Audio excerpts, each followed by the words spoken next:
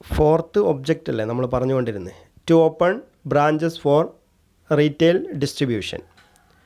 Okay, അപ്പോൾ retail distribution നടത്തുന്നതിന് വേണ്ടി പ്രധാനപ്പെട്ട സിറ്റീസിലെല്ലാം തന്നെ അല്ലെങ്കിൽ പ്രധാനപ്പെട്ട പ്ലേസസിലെല്ലാം തന്നെ എന്ത് ചെയ്യണം, പുതിയ ബ്രാഞ്ചുകൾ ഓപ്പൺ ചെയ്യണം. ഇതാണ് ഫോർത്ത് ഒബ്ജക്റ്റ് പറയുന്നത്. ഓക്കെ, അപ്പം ഇതിനകത്ത് 4 ഒബ്ജക്ട്സ് ആണ് പറഞ്ഞത്.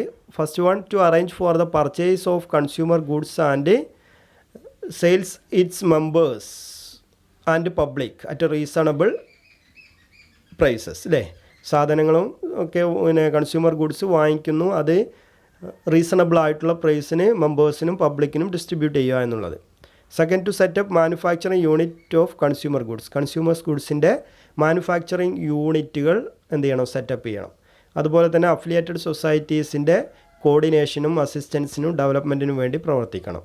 ടു ഓപ്പൺ ബ്രാഞ്ചസ് ഓപ്പൺ ചെയ്യണം ഫോർ റീറ്റെയിൽ ഡിസ്ട്രിബ്യൂഷന് വേണ്ടി ബ്രാഞ്ചസ് ഓപ്പൺ ചെയ്യണം.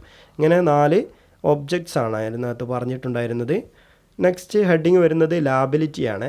So the liability of a district wholesale store is limited to the shares subscribed by the members. അവരുടെ മെമ്പേഴ്സ് എത്ര ഷെയർ സബ്സ്ക്രൈബ് ചെയ്തിട്ടുണ്ടോ അത്രയാണ് ആ ഡിസ്ട്രിക്ട് ഹോൾസെയിൽ സ്റ്റോറിലെ മെമ്പേഴ്സിൻ്റെ ലാബിലിറ്റി എന്ന് പറയുന്നത്. ഓക്കെ, അൺലിമിറ്റഡ് ലാബിലിറ്റി ഒന്നുമല്ല. So it is limited to the shares subscribed by the members എത്ര രൂപയുടെ ഷെയർ വാങ്ങിച്ചിട്ടുണ്ടോ അത്രയായിരിക്കും അവരുടെ ലാബിലിറ്റി എന്ന് പറയുന്നത്. നമ്മളൊരു ഡിസ്ട്രിക്ട് ഹോൾസെയിൽ സ്റ്റോറിൽ മെമ്പർ ആണെങ്കിൽ നമ്മൾ എത്ര രൂപയുടെ ഷെയർ അതിനകത്തുനിന്ന് വാങ്ങിയിട്ടുണ്ട്, ഒരു 10,000 റുപ്പീസിൻ്റെ ഷെയറാണ് ഡിസ്ട്രിക്ട് ഹോൾസെയിൽ സ്റ്റോറിൽ നിന്ന് നമ്മൾ വാങ്ങിയിട്ടുള്ളത് എങ്കിൽ നമ്മുടെ ലാബിലിറ്റി എന്ന് പറയുന്നത് 10,000 ആയിരിക്കും എന്നർത്ഥം. ഓക്കെ, നെക്സ്റ്റ് ഹെഡിങ് മെമ്പർഷിപ്പാണ്. So it include mainly in 3 types of members. പ്രധാനമായിട്ടും 3 തരത്തിലുള്ള മെമ്പേഴ്സാണ് ഒരു ഡിസ്ട്രിക്ട് ഹോൾസെയിൽ സ്റ്റോറിലുള്ളത്. ഫസ്റ്റ് വൺ, ഇൻഡിവിജ്വൽസിന് ഡിസ്ട്രിക്ട് ഹോൾസെയിൽ സ്റ്റോറിൽ മെമ്പർഷിപ്പ് എടുക്കാം. Second one, cooperative societies dealings in consumer articles dealings നടത്തുന്ന കോപ്പറേറ്റീവ് സൊസൈറ്റി. ഒരു ഡിസ്ട്രിക്ട് ഹോൾസെയിൽ സ്റ്റോറിൽ എല്ലാ കോപ്പറേറ്റീവ് സൊസൈറ്റികൾക്കും മെമ്പേഴ്സ് ആവാൻ പറ്റില്ല. കൺസ്യൂമർ കോപ്പറേറ്റീവ് സൊസൈറ്റി ആയതുകൊണ്ട് തന്നെ കൺസ്യൂമർ ആർട്ടിക്കിൾസ് ഡീലിങ്സ് നടത്തുന്ന, അതുമായി ബന്ധപ്പെട്ട കാര്യങ്ങൾ ചെയ്യുന്ന കോപ്പറേറ്റീവ് സൊസൈറ്റികൾ ഉണ്ടെങ്കിൽ അത്തരത്തിലുള്ള കോപ്പറേറ്റീവ് സൊസൈറ്റിക്ക് ഡിസ്ട്രിക്ട് ഹോൾസെയിൽ സ്റ്റോറിൽ മെമ്പേഴ്സ് ആവാം. ആൻഡ് ദ ഗവൺമെൻറ്റും അതിലൊരു മെമ്പർ ആയിരിക്കും. ആ രീതിയിൽ 3 types of members are included in district wholesale stores. First one, individuals. Second one, cooperative society dealings in consumer articles. And third one is the government. Okay, so these are the 3 important members included in district wholesale stores. Next, district wholesale store working of district wholesale store. So അതിൻ്റെ working എന്ന് പറയുന്നത് പ്രധാനമായിട്ട് 2 കാര്യങ്ങളാണ് പറയുന്നത്. First one, purchase and sales of consumer goods purchase ചെയ്യുകയും sales ചെയ്യുകയും ചെയ്യുക. Objects പറഞ്ഞപ്പോൾ നമ്മൾ പറഞ്ഞതാണല്ലോ, കൺസ്യൂമർ കോപ്പറേറ്റീവ് സൊസൈറ്റീസിൻ്റെ അതല്ലെങ്കിൽ ഡിസ്ട്രിക്ട് ഹോൾസെയിൽ സ്റ്റോറിൻ്റെ പ്രധാനപ്പെട്ട ഫംഗ്ഷൻ എന്ന് പറയുന്നത് എന്ത് ചെയ്യണം, കൺസ്യൂമേഴ്സ് മാനുഫാക്ചറിങ് നടത്തുക, അതെന്ത് ചെയ്യണം, അതിൻ്റെ മെമ്പേഴ്സിനോ പബ്ലിക്കിനോ റീസണബിൾ ആയിട്ടുള്ള പ്രൈസിന് സെയിൽസ് ചെയ്യുകയും ചെയ്യുക. ആ രീതിയിൽ വർക്കിംഗ് എന്ന് പറയുന്നത് purchase and sales of consumer goods. Second പറയുന്നത് to set up supermarket and open branches. Okay, മറ്റൊരു കാര്യം റീറ്റെയിൽ ഡിസ്ട്രിബ്യൂഷൻ നടത്തണം അല്ലേ, അതല്ലെങ്കിൽ അതിന് മെമ്പേഴ്സിനും പബ്ലിക്കിനും എന്ത് ചെയ്യണം, കൺസ്യൂമർ കോപ്പറേറ്റീവ് സ്റ്റോർ മുഖേന കൺസ്യൂമർ ഗുഡ്സ് സെയിൽസ് ചെയ്യണം. അതിന് വേണ്ടിയിട്ട് എന്ത് വേണം, ടു സെറ്റപ്പ് സൂപ്പർ പ്രധാനപ്പെട്ട ടൗണുകളിൽ സിറ്റീസിലെല്ലാം എന്ത് ചെയ്യണം, ടു ഓപ്പൺ സൂപ്പർ മാർക്കറ്റുകൾ ഓപ്പൺ ചെയ്യണം. അതിനോടൊപ്പം തന്നെ ബ്രാഞ്ചസും ഓപ്പൺ ചെയ്യണം. നമ്മുടെ ടെസ്റ്റിനകത്ത് പറയുന്നുണ്ട്, തൃശ്ശൂരിലെ ഒരു ഡിസ്ട്രിക്ട് ഹോൾസെയിൽ സ്റ്റോറിനെ കുറിച്ച് പറയുന്നുണ്ട്. അതിന് ഏകദേശം 33 ബ്രാഞ്ചസും 7 ഗോഡൗൺസും ഉണ്ടെന്നാണ് പറയുന്നത്. അപ്പോൾ അത്രയും വലിയ രീതിയിലുള്ള ഡിസ്ട്രിക്ട് ലെവലിലുള്ള ഹോൾസെയിൽ സ്റ്റോർസ് എല്ലാം തന്നെ അല്ലെങ്കിൽ സൂപ്പർ മാർക്കറ്റുകളൊക്കെ തന്നെ എന്ത് ചെയ്യുന്നുണ്ട്, കോപ്പറേറ്റീവ് സെക്ടറിൽ പ്രവർത്തിക്കുന്നുണ്ട്. 33 ബ്രാഞ്ചസ് ആൻഡ് 7 ഗോഡൗൺസ് എന്ന് പറയുമ്പോൾ വലിയ രീതിയിലുള്ള ഒരു മേഖല തന്നെയാണ്, അല്ലെങ്കിൽ ഒത്തിരി തൊഴിലവസരങ്ങൾ നൽകുന്ന ഒരു മേഖല തന്നെയാണ് ഡിസ്ട്രിക്ട് ഹോൾസെയിൽ സ്റ്റോർസ് എന്ന് പറയുന്ന ഈ ഒരു സെക്ടർ. ഓക്കെ, അപ്പോൾ ആ രീതിയിൽ purchase and sales of consumer goods, set up supermarket and open branches, these are the working of district wholesale store. Then next management of district wholesale store ആണ്. District wholesale സ്റ്റോറിൻ്റെ management. So board of directors are the ultimate authority of this institution. Board of directors തന്നെയാണ് എന്ത് ചെയ്യുന്നത്, so it is the ultimate authority of this institution. ഈ ഇൻസ്റ്റിറ്റ്യൂഷൻ്റെ ultimate authority എന്ന് പറയുന്നത്. It include 11 members, 11 അംഗങ്ങളാണ് board of ഡയറക്ടേഴ്സിൽ ഉണ്ടായിരിക്കുക, director ബോർഡിൽ ഉണ്ടായിരിക്കുന്നത്.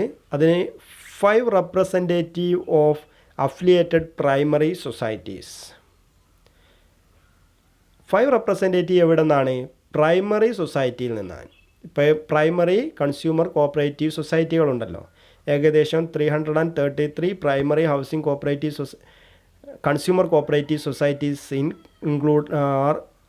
Included in Kerala. നമ്മൾ പറഞ്ഞല്ലേ കേരളത്തിൽ ഏകദേശം 333 തന്നെയല്ലേ പറഞ്ഞത്, 333 പ്രൈമറി സൊസൈറ്റികളുണ്ടെന്ന് നമ്മൾ പറഞ്ഞിട്ടുണ്ടായിരുന്നു.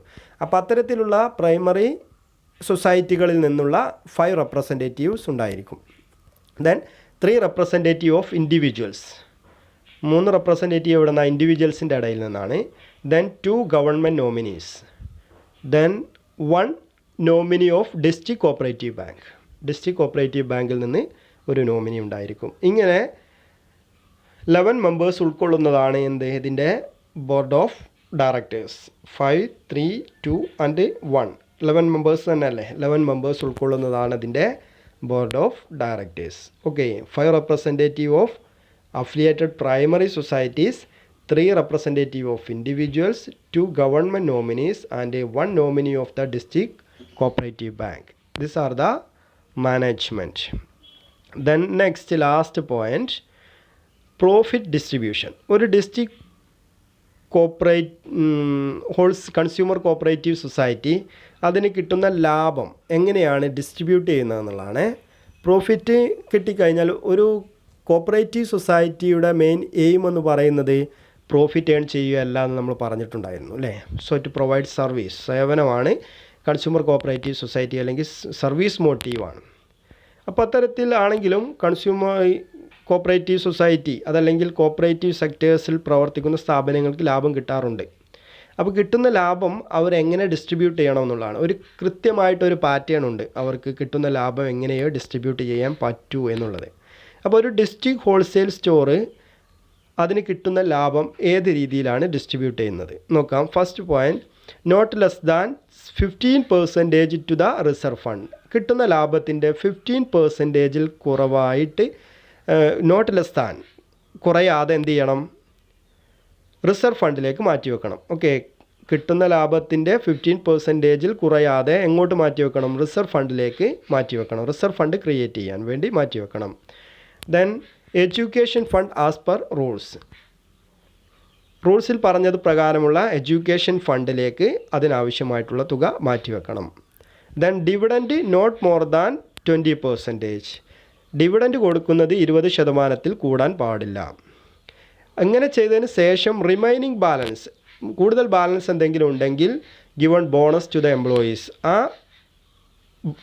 ബാലൻസ് എന്ത് ചെയ്യണം? So to giving bonus to the employees, common good fund, then building fund etcetera, ബാക്കിയുള്ള കാര്യങ്ങൾക്ക് വേണ്ടി ഉപയോഗിക്കണം. ഇതാണ് എന്ത് ചെയ്യുന്നത്? പ്രോഫിറ്റ് ഡിസ്ട്രിബ്യൂഷനെ കുറിച്ച് പറയുന്നത്. Okay, not less than 15% to the reserve fund, 15% കുറയാതെ റിസർവ് ഫണ്ടിലേക്ക് മാറ്റണം. Education fund as per rules എന്താണോ പറഞ്ഞിട്ടുള്ളത് ആ രീതിയിൽ എഡ്യൂക്കേഷൻ ഫണ്ട് മാറ്റി വെക്കണം. Then dividend not less than 20%. Then remaining balance ഉണ്ടെങ്കിൽ bonus to the employees, common good fund and building fund, ഈ കാര്യങ്ങളിലേക്ക് മാറ്റി വെക്കണം. അപ്പോൾ ഇത്രയും കാര്യങ്ങളാണ് എന്ത് ചെയ്യുന്നത്? ഡിസ്ട്രിക്ട് ഹോൾസെയിൽ സ്റ്റോറിനെ കുറിച്ച് പറയുന്നത്. അപ്പോൾ കൺസ്യൂമർ കോപ്പറേറ്റീവ് സൊസൈറ്റീസിൻ്റെ സ്ട്രക്ചർ എന്ന് പറയുന്നത് 4 ടയർ സ്ട്രക്ചറാണ്. ആ 4 ടയർ സ്ട്രക്ചറിനകത്ത് ഫസ്റ്റ് 2 ലെവൽസാണ് നമ്മൾ പറഞ്ഞിട്ടുള്ളത്. ഒന്ന് പ്രൈമറി കോപ്പറേറ്റീവ് സ്റ്റോറാണ്, ദെൻ അതിന് ശേഷം വരുന്ന ഡിസ്ട്രിക്ട് ഹോൾസെയിൽ സ്റ്റോറാണ്. ഇനി ഈ 4 ലെവൽസിനകത്ത് വരുന്നത് കൺസ്യൂമർ ഫണ്ടാണ് ഡിസ്ട്രിക്ട് ലെവലിൽ, ദെൻ നാഷണൽ ലെവലിൽ NCCF ആണ്. ഓക്കെ, ഈ 2 ഇൻസ്റ്റിറ്റ്യൂഷനുകളും കൂടെയാണ് നമുക്ക് ഈ ചാപ്റ്ററിനകത്ത് ഡിസ്കസ് ചെയ്യാനുള്ളത്. അത് നമുക്ക് അടുത്ത ക്ലാസ്സിൽ പറയാം. Okay, thank you.